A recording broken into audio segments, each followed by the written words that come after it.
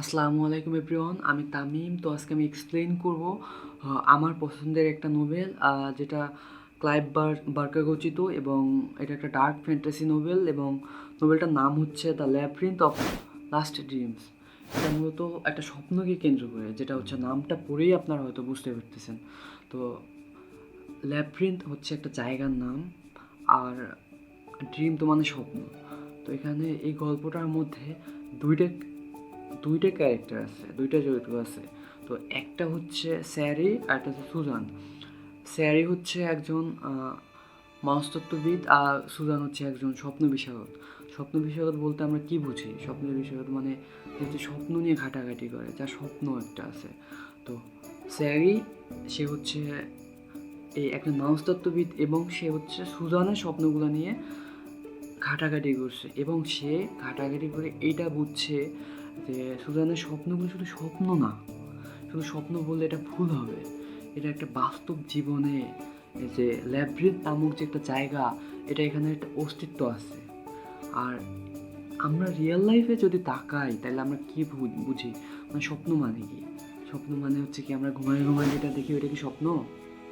আসলে আমরা স্বপ্ন হচ্ছে ওইটা যেটা আমরা ঘুমাই ঘুমাই দেখি না, যার জন্য আমরা রিয়েল লাইফে ঘুমাতে পারতেছি না, যেটা আমাকে ঘুমাতে দিচ্ছে না, ওইটাই তো স্বপ্ন, তাই না?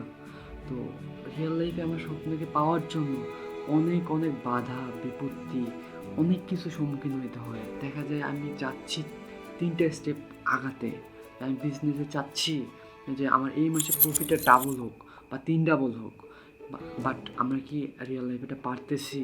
এর মধ্যে হয়তো কেউ কেউ পারতে পারে, সেটা হচ্ছে এক্সেপশনাল।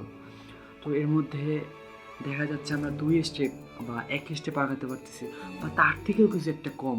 তো এই পুরো বিষয়টা, এই যে আমাদের বাধাটা, এটা হচ্ছে যে আমাদের সুজানের যে স্বপ্নের যে দৈত্য ল্যাব্রিন্থ নামক জায়গার যে দানবগুলা, এটাকে দিয়ে এখানে এক্সপ্লেন করা হয়েছে, বোঝানো হয়েছে যে আমরা আমার স্বপ্নে পৌঁছাইতে হইলে আমাদের যে স্বপ্নের যে দানবগুলো আছে এদেরকে অতিক্রম করতে হবে।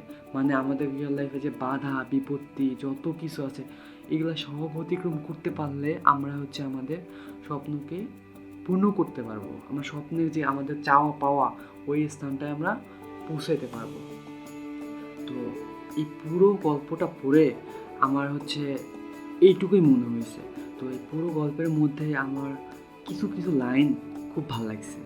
তো একটা হচ্ছে, স্বপ্নগুলো শুধু স্বপ্ন না, স্বপ্নগুলো হচ্ছে স্বপ্নর থেকেও অনেক কিছু কিছু মানে রিয়েল লাইফে তো ওইটাই দেখা যাচ্ছে। আপনার স্বপ্ন যেটা একবার যদি ভাঙা যায় না, তো ওইটা আপনি দ্বিতীয়বার ভাবতে পারতেছেন না, এটাই তো স্বপ্ন, তাই না?